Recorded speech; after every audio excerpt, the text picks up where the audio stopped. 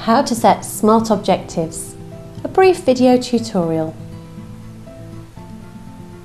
First of all, why do you think SMART's so important? It's an easy acronym, but why do we want to make objectives SMART in the first place?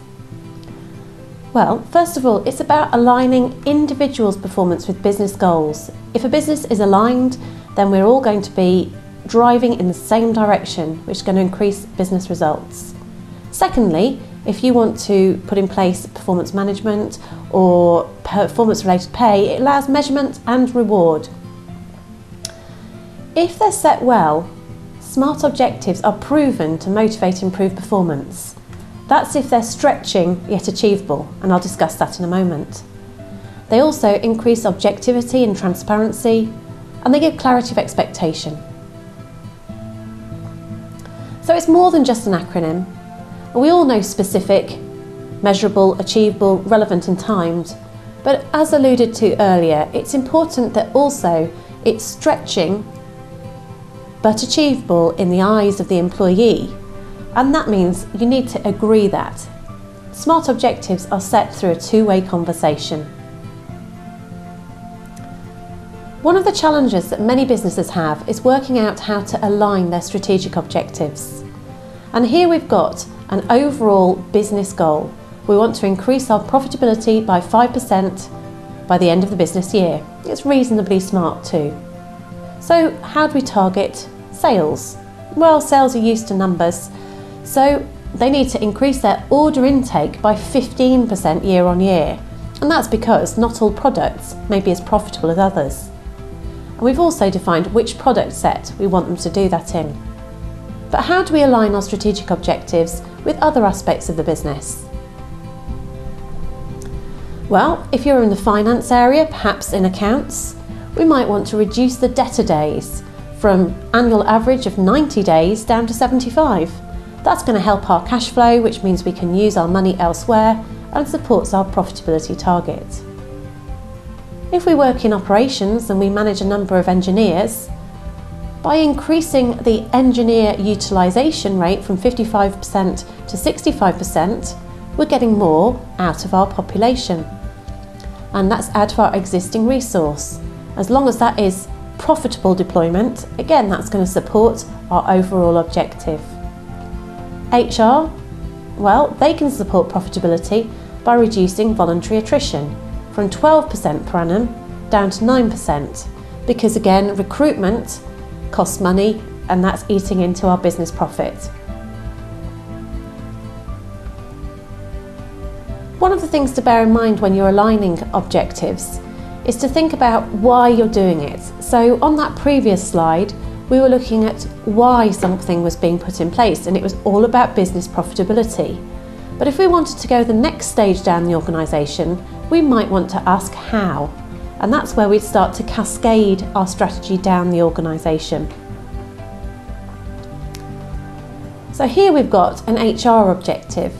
There's an overall strategic aim, which is to increase productivity and profitability through greater staff engagement. So engagement has been proven to impact on profitability. So at an organisational level, we might set a goal to increase our average staff satisfaction score from 3.4 to 3.6, and we're going to measure this in our November survey. Now at a departmental level, we have to go, how do we do this? So that might mean that 85% of our staff will have received their annual appraisal and have had 4 one-to-ones to be documented in our performance management system by mid-July. And then we need to go, how would we do that? Well, that's in the hands of our managers. So each manager may have an objective which says for 90% of your team to have had at least 6 one-to-ones, 1 development plan and an appraisal completed and documented by June 2014. Now, can you see how as you go back up the organisation, there is room for slight failure built in here? If the manager achieves 90%, but not all managers do that, we've still got a good chance of 85% of staff to have achieved their appraisals at departmental level. So that's an example of cascading a strategic objective. It works going down the organisation so that it's relevant to all levels, but also as you go up, you can see how it builds up and is relevant to the overall strategic aim. Let's look at these examples. How smart are they?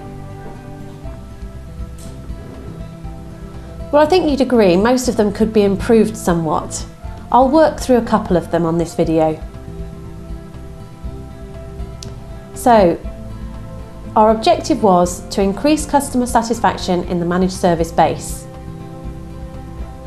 How might we do this? Well, if we achieve 80% coverage of our managed service base with a minimum of 2 face-to-face customer service visits with named stakeholders between October the 1st and September the 30th, 2014. And we're going to evidence this by documenting our meeting notes, highlighting current satisfaction within our CRM system, and we'll escalate any concerns to our manager. That's quite smart. That's quite smart. However, even in that case, can you see there's still points that you really should discuss and clarify? This is why objectives shouldn't just be rolled out, they need to be an active process. How about the second one? Here we want to achieve an engineer utilisation rate of 70%. So, our smarter objective is to achieve an average engineer utilisation rate of 70% against revenue generating activities, and we've got a time frame here. Now, we'd need to make sure we were clear, both parties, about what revenue generating was. It's very easy for people to be busy, i.e. utilised, on activities that are not supporting the overall objective, which, if you remember from the earlier slide, was business profitability. Also, what constitutes utilisation? Is there an issue with half days? How do we manage that? And how to deal with exceptions when customer service demands that an engineer is sent in order to support a real customer crisis, but it's not going to be chargeable. All of those things would need discussing. So this gives us a sense of how you'd ensure that an objective is actually achievable as well as relevant, and it's always making sure that you've got something which is realistic. 70% may be realistic, maybe 60% is more realistic if you know there's going to be lots of customer care calls, but these things get shaken out through discussion. So if you want to know more about objective setting, or if you'd like us to support you in actually embedding smart objectives in your business and helping you to get more value out of them, please do get in touch. Actus, our performance management software, is ideal for supporting businesses in achieving greater productivity and profitability through performance management. Just visit our website www.actus.co.uk.